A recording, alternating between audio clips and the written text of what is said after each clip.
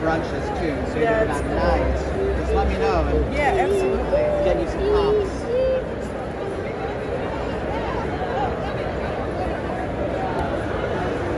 Hi, I'm Becca Whitaker. Subscribe to Raze Chaos. What's next? And then it'll ask a few orders. And welcome back, everybody. My name is Raze Chaos, and you have made it back to my channel, and you've done so on a Wednesday. And you know what's cool about getting back here on a Wednesday is a Wednesday is a new comic book day, and that's exactly what we've got for you today. Another Funko comic cover. Easily one of Raze's favorite items, that, if not the favorite thing that Funko is doing right now. And can't say I'm too excited about this one.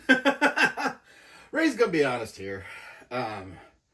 The 2099 little subset of the Marvel Universe came out in like 1992, 93, around in there, and just no part of it really caught my interest.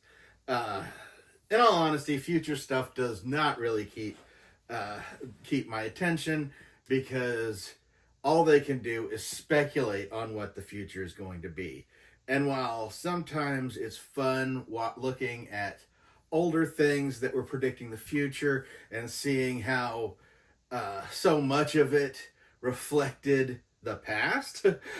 Like, if you look at some of the stuff from the 1960s that is set in the future, and see how off, in some cases, set in the future that existence has already passed at this point, and be like, yeah, no, we've got a much better version of that, or no, hell, we still don't know how to do that. It always cracks me up that the whole future thing, and even the items that they use that are future tech, even look old-fashioned to us. Now being in their future. So, yeah. Well, I will go into that stuff and just kind of laugh at specific things because I find it humorous. Reading something that has just come out that is set in the future just really holds no interest. Just because it's like, it's still too new to look back on and laugh. So that's why Raze didn't really get into the Marvel 2099 stuff when it was new and when it was coming out. Why are you still here? That's better. This is, I would have to say, probably the one issue that Raze got the most of. Do actually have this issue, or had this issue, got it multiple times, because they were pushing the 2099 universe so hard. And of course, Spider-Man is Marvel's flagship character, so they are pushing Spider-Man 2099 harder than anything. And I believe one of the Marvel Legends figure came out that actually came with the cover, with the first issue. And so I think that was about the time Raze decided to give it a chance. And yeah, really wasn't going for it. But since that's all happened, we've had Across the Spider-Verse stuff happening. The animated Spider-Man movies that have come out, which has centered heavily around him. At least, the second one. And, that was enough to spark the interest. I thought it was cool that they were bringing back a character. I always even if it was a character I wasn't really interested in, I'm always happy to see them bring it back and try again, make something new out of something that didn't necessarily work at first. So I had to go ahead and do that. This is a Peter David creation, which I believe Peter David has just passed on, which is very sad. Peter David was more famous for his extended run on the Hulk, which I think he was the writer on Hulk for well over 10 years. Everything that was Hulk was Peter David. But he did other things too, obviously. And so he was tapped. I don't know if he did all of the 2099 revamps, but I know he did the Spider-Man. But it is an accurate little showing of him in this pose. I mean, obviously he had a much different thing. I will say, like I mentioned, this was 1993. So the biggest difference I'm going to say as far as this cover versus the actual cover is this red border that goes along the cover here. That was foil. Because everything in the 90s was an enhanced cover of some kind. They just had to do it. And this was no exception. I have learned something about the character and everything. A little bit of trivia on this. I mean, if you look at this character and even the pop and everything, you see, you basically would think that this is a red and blue costume. It is not. In later versions of the series, when they had Miguel O'Hara in costume and everything, the blue part of this would actually appear more of a bluish violet, which it was not that either. And even in the movies, it appears to be blue. What this was supposed to be, and 90s thought process was, this is supposed to be black and red. And why it appears blue is because it's got like intense light on it. So it is over illuminated and represents the sheen that's coming off of the fabric and making it appear blue. But, you know, unless you're there to say that to people, they're not going to get it, so they just think it's blue. So future artists keep him blue. But yeah, he was, I mean, essentially he had, he had pretty much the exact same powers as Spider-Man, and a few more to go on top of that. They actually, one of the things I found funny that I actually did take from the comic book, whew, that just got me, is, you know, he's a scientist, and, you know, obviously, you know, I mean, if you're a Spider-Man fan, you know, they've made plenty of movies about Spider-Man, and he gets bit by a radioactive spider, and he has all these powers. Well, in 2099, Peter David wanted to do something a little bit different, so he did, and basically they blatantly call out where they're doing the reference, because this series time period is 2099. That's the year that they're in, and you know, right now we're in 2025.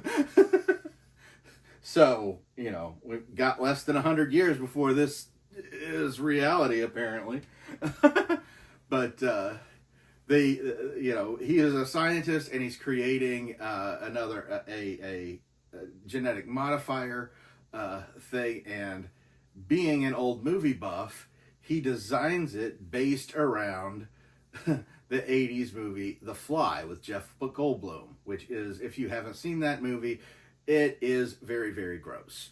And the whole idea in that movie is that Jeff Goldblum creates a way of transporting himself from one pod to the other, you know, and just the implication is that you can put one pod one place, put the other one anywhere else in the world, and be able to transfer a person and, you know, have your own little transportation thing.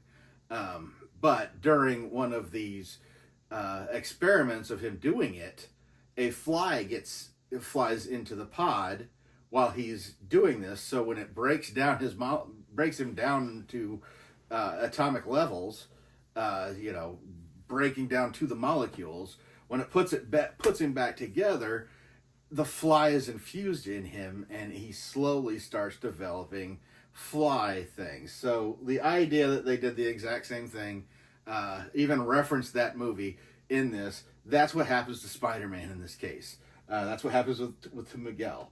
I will say one of the misconceptions about him in the comics, a lot of people believe that this Spider-Man can fly, and that is not the case. What you're seeing when he does this in the comics, I mean, at least during the series, I don't know if that's how they've carried it over, because don't forget the blue-black confusion that happened that, you know, none of the other future writers and artists had gotten into. So I don't know if that's still the case, but originally when they put this out, when this issue came out, this lattice thing, which we've got it on the back here, and that's what's flowing up behind him like a cape, that is kind of an anti-gravity technology that's on its back. And while it doesn't allow you to fly, it essentially can almost make you weightless, to the point where he is able to glide. And due to his enhanced strength, you know, the proportionate strength and speed of a spider, where this guy can basically jump like 30 feet from a standing position. If you can jump like that and you weigh nothing, and you have this technology that you can essentially make you weightless and help guide you when you glide, yeah, I can see how it would appear that you were flying, almost. But at the same time, why not just say he can fly? Or, you know, just simplify it, because when you have to put that much detail into how he's able to do all this stuff, it just really makes it seem like you're making it up as it goes. But it's cool. I mean, it's cool. I do love getting a different character. I'm not sure how many Spider-Man covers this counts, or if I should count it, because this is Miguel O'Hara and not Peter Parker. But Spider-Man is one of those characters I've gotten multiple covers of, and from what I've seen, they're putting out a lot more.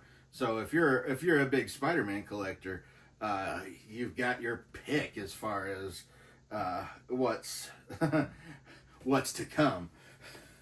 So this is a Target exclusive. I got to make sure I mention that, because Target has been really awesome with coming up with these, and as much as Raze loves comic book covers, he wouldn't have near as many if Target didn't keep popping these things out.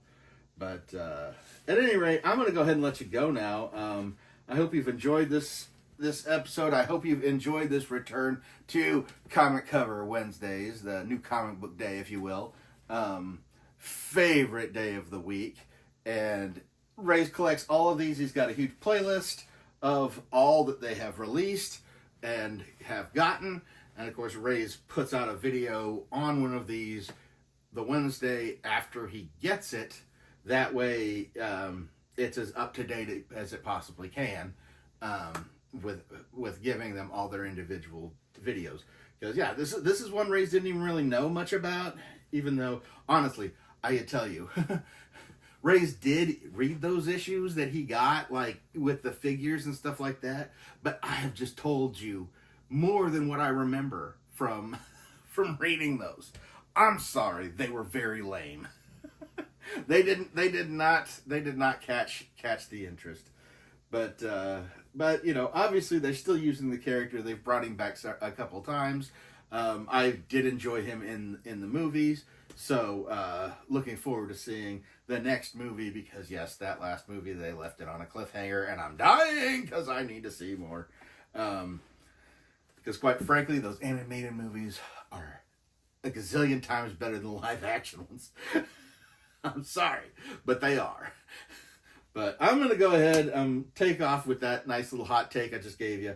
I'm going to go ahead and get out of here now. I hope you've enjoyed this. Don't forget about the playlist, and never forget that life is full of odd moments, and you never know when you'll be defined.